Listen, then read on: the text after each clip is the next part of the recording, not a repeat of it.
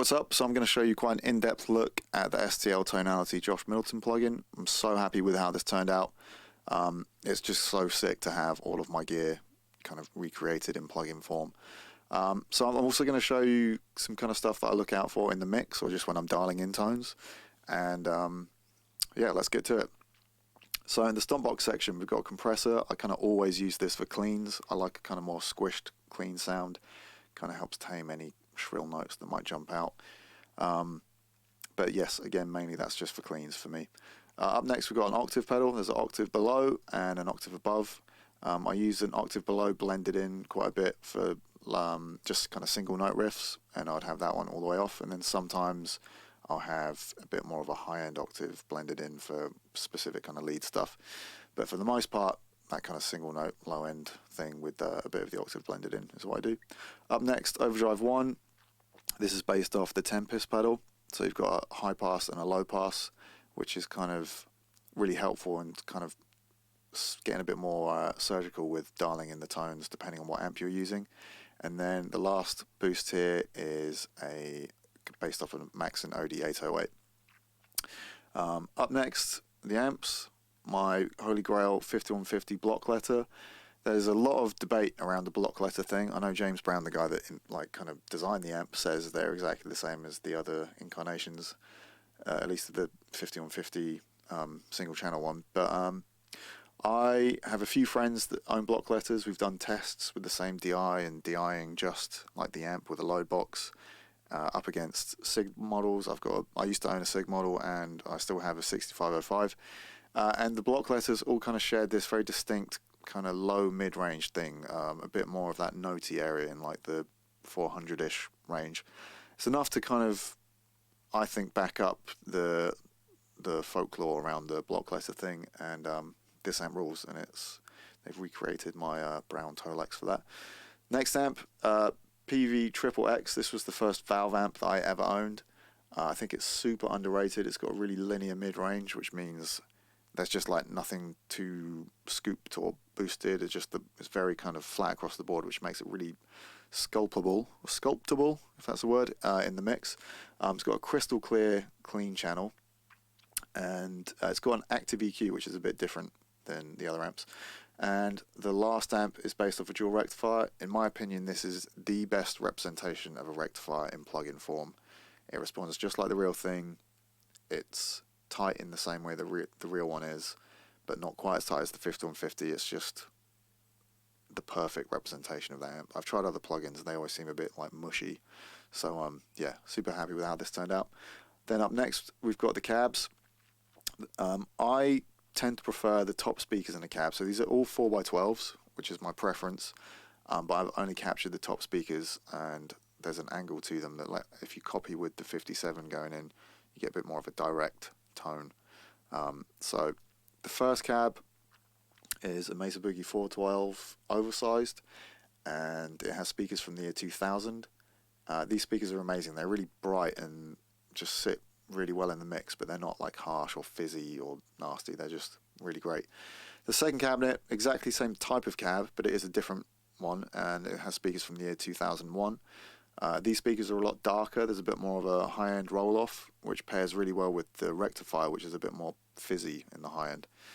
So just between those two cabs, there is quite a big difference in the tone, even though they are technically the same type of cabinet.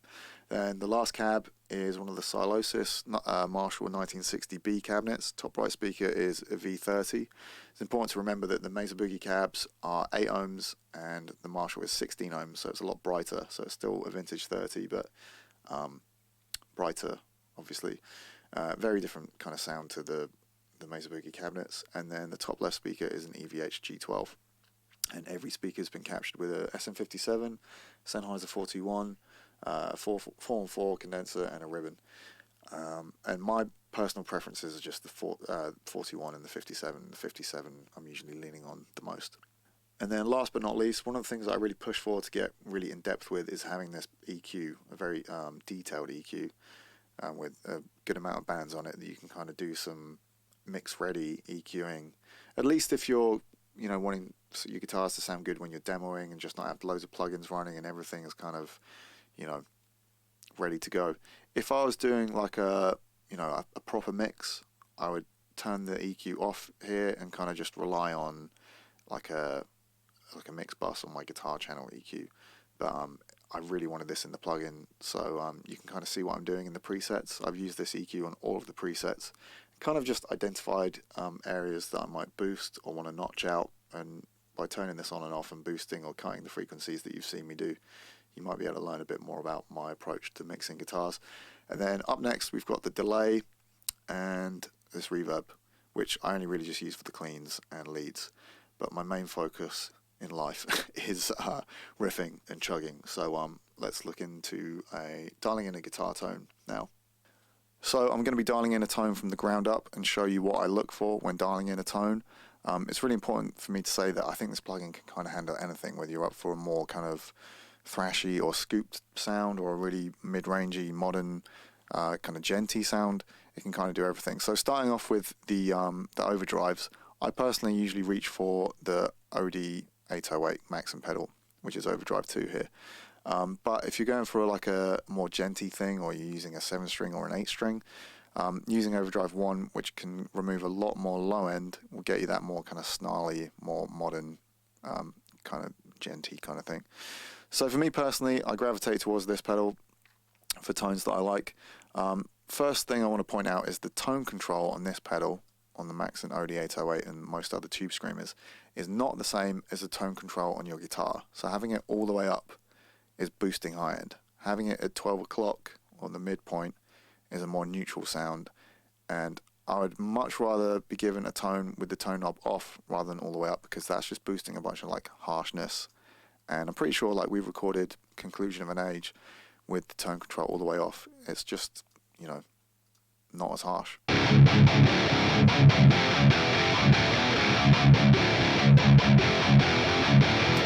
So I never really go above the midway point, maybe a little bit if I'm using a rectifier, but for the most part I'm around this area.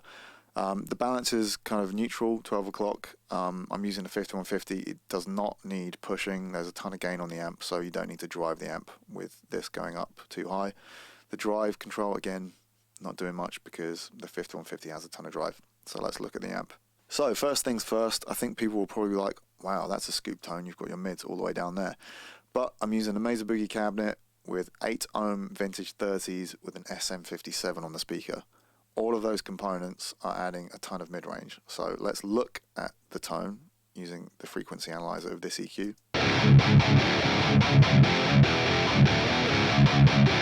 Now that is more mid-range than I'd let get through in a mix. So I could still afford to lose more mid-range from the amp. So just because it looks visually like I've scooped the mids, there's a lot of mid-range on the amp already, and I could go a bit lower and it would still be fine. That's not to say that you can't get great tones with the mids a bit higher and just kind of have, play around with the settings and just find something that you like. But just because the mid control is down in this area doesn't necessarily mean that you've gone for a super scooped like 90s metal tone or anything. So the next thing to note is the high end control on the EQ section. I don't tend to go that high with it because I find the higher it goes, the more it boosts kind of like 2K area as well with it, with the high end. And that's kind of like a more cardboardy nasal area that I think gets in the way of the vocal. So I'll show you what I mean.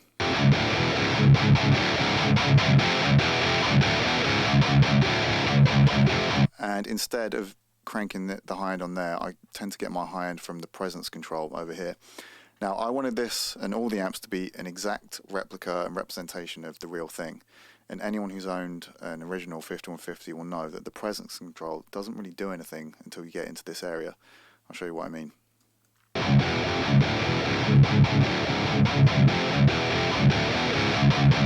It kind of pretty much just kicks in after 7. Now, we could have, made the plugin so it just comes in really gradually, but I wanted to be able to just copy settings from the real amp in the plugin and know that it's exactly the same. So yeah, it might look like I'm cranking the presence on the amp, but it's not really doing anything until you get up to there, and that's just because that's how the real amp responds. So don't worry about using your eyes to think, oh, that's a crazy amount of high end or that's no mid range. Just kind of use your ears and see what you like.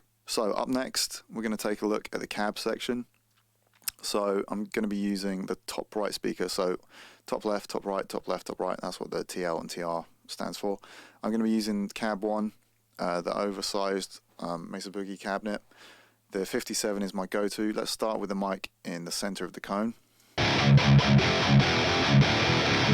So that's the brightest we can get this to sound, and it's still not like super harsh or super fizzy sounding. It's still quite a usable tone, but I personally want to look for a bit of a roll off around 6K in this area here. So I'm going to sort of back this away from the center and kind of get a bit less of that 6K area.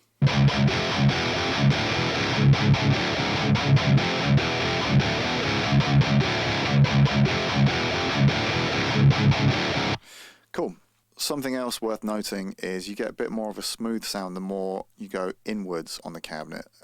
So if we're on the top right speaker, I know this is quite annoying because I've got it on the left, but if I go to the left, that would technically be towards the center of the actual cabinet because it would be the top right speaker. And you usually get more of a smooth sound as opposed to going on the other side. So have an experiment with going left or right of center and see what you think, see what you prefer. So usually the 57 is kind of my go-to microphone, and that tone as it is pretty much there for me. But I do also like the sound of a 421, which is a bit thicker, it's a little bit more scooped, and it sounds really cool, but the one thing that is inherent, which is just in the microphone, is it's got a bit of a spike at about 4.3.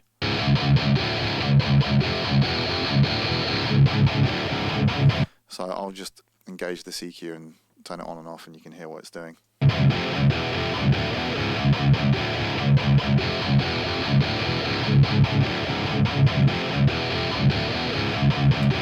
So I don't tend to use that mic I mean, sometimes I'll use, just 421s, but I tend to prefer using the 57, and if I was using, real audio, the 421 would usually be like 10 dB quieter, so I'm just going to find a blend between the two that I like.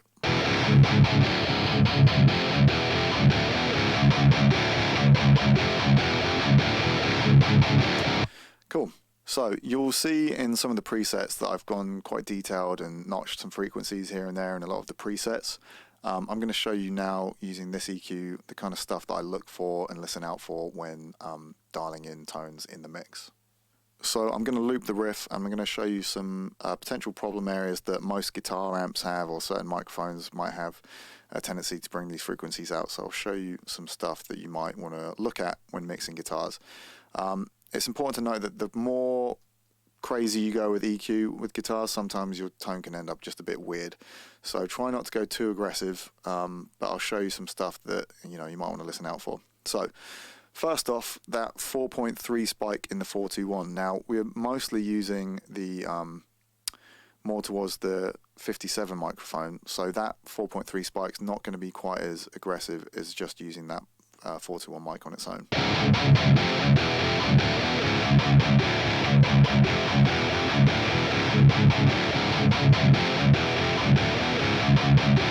So the less kind of notching you can do and the less aggressive you can notch, the better, really, because it will get a bit weird if you kind of scoop anything out too much. Another potential problem area in most guitar cabinets I've found is around 2.3K.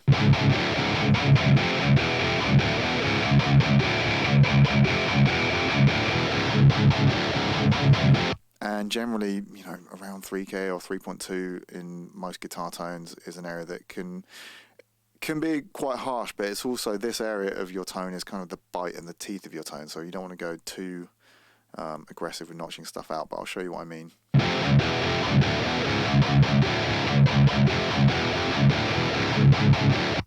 So, already doing this much notching can get a bit dangerous, but I'm going to just turn it on and off. You can see what it's doing.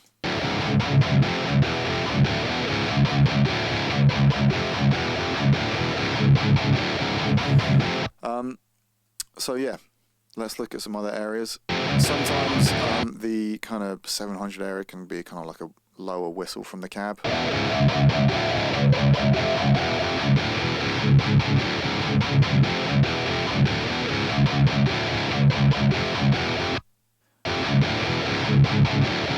So it's important to note that notching out problematic or whistly frequencies from your tone can be quite useful, because the less of that harsh stuff cutting through your tone, the louder you can push your guitars in the mix, and you'll hear more of the note and, you know, the areas of the tone that you really want to hear.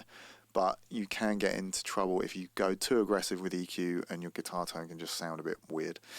So those are some areas that most guitar cabinets will throw up as potential problem areas. Something that I do more recently with guitars is boosting high end, usually above 8K, between 8 to 10K. Sometimes it's not even super perceivable. You can still get quite a dark tone even with boosting high end up here. It just helps the guitars kind of stand out a bit in the mix and give them a bit of life. And sometimes if you're bringing up a bit too much kind of 6K with it, you can do a bit of a notch at the same time and kind of get a simultaneously dark and bright sound at the same time. I'll show you what I mean.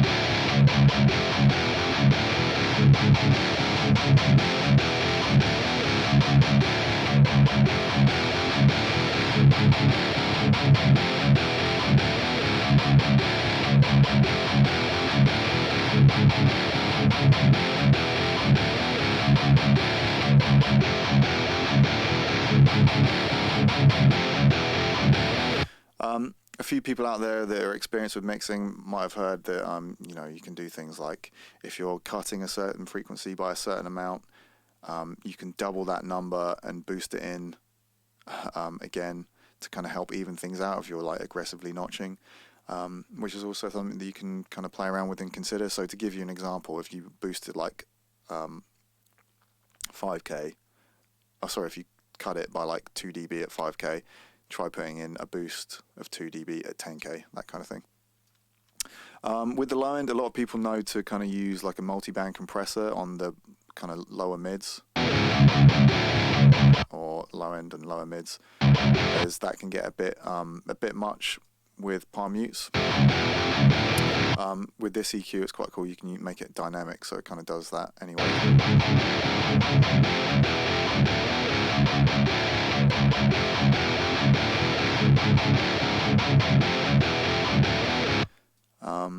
And in terms of low and high pass filtering, it's something that I don't do too aggressively these days.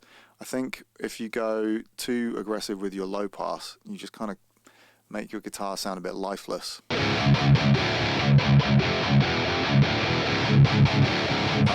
So I would try, if you're feeling like your guitars are too bright, I would try notching something out between like 6 and 7K, but leaving some of that high end in, or even boosting some of it.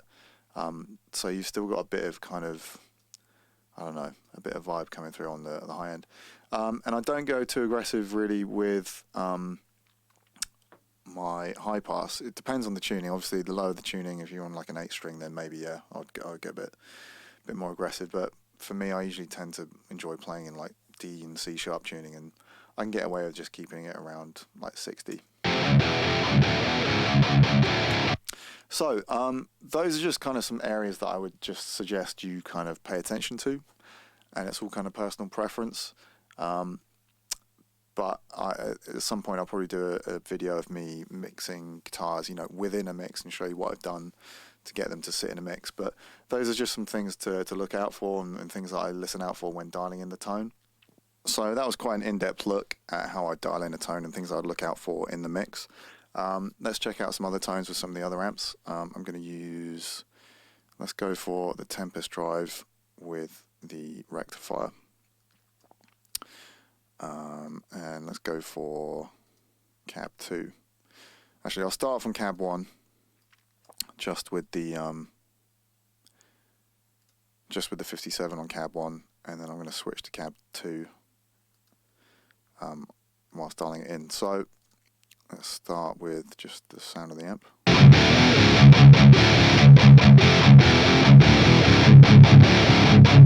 So the rectifier, I find, particularly when you've got it in modern mode, the presence is pretty full on, and I usually just have it super low. And let's get that Tempest drive on to tighten it up. So with the Tempest drive, you can get quite aggressive on getting quite a lot of low end out of the front end of the amp, which gets a bit more of a modern kind of tone.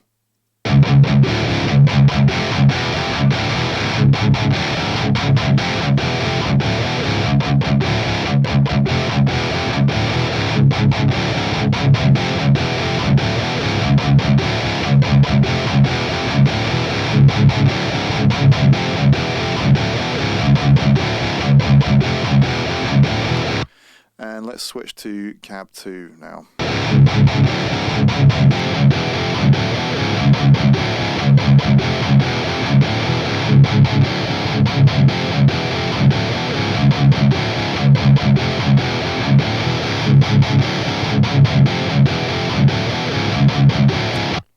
Next, I want to look at the Triple X. Going to go back to Overdrive 2, and I tend to use the Crunch channel. I think the Crunch and Ultra channel are pretty much the same, but there's maybe there's more gain on the Ultra one, as the name would suggest, but there's a ton of gain on this amp, so I'm usually around the 3 area on the Crunch channel as it is.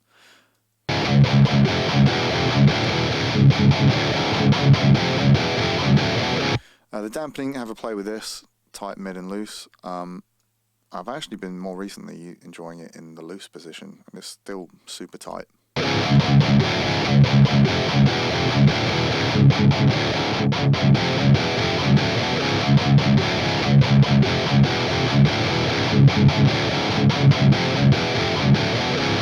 You can see that I was actually backing down the volume on the front end of the amp from the Maxim pedal and just kind of using more of the gain on the amp.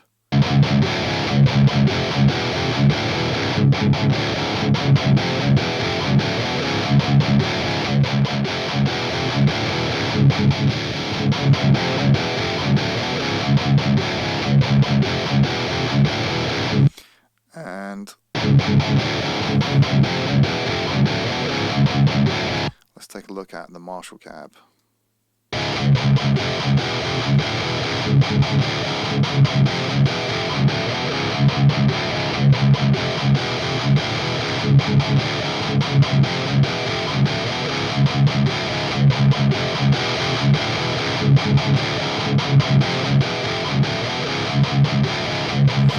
Now instantly I can hear a bit more like fizz on the Marshall cab, which is pretty common with a Marshall with 16 ohms speakers in it. So let's look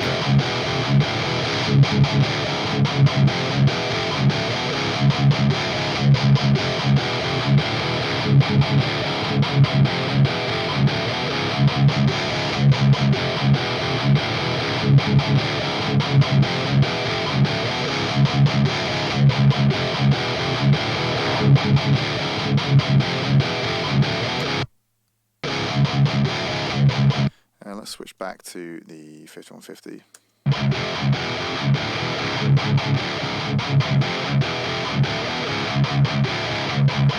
So I can afford, I think, a bit more of the mids to come back with the Marshall cab.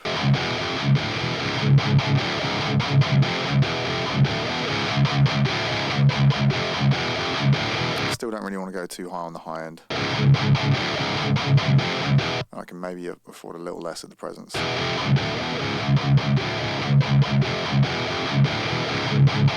Again, it doesn't really kick in until you get to here, so micro adjustments here. Like I said, this is just how the real amp works, so get used to it.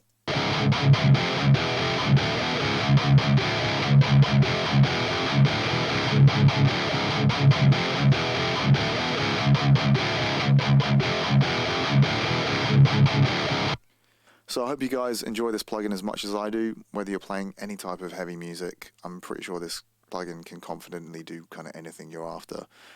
There's a lot of scope just within the 3 amps and the 2 different boost pedals to get a wide variety of different sounds, and obviously, you know, how you mix them and set up your mic placement in the mix is going to make a big difference as well. So look forward to hearing what you guys come up with and any mixes you might use this plugin in. Let me know how you get on, and yeah, genuinely hope you enjoy it as much as I do.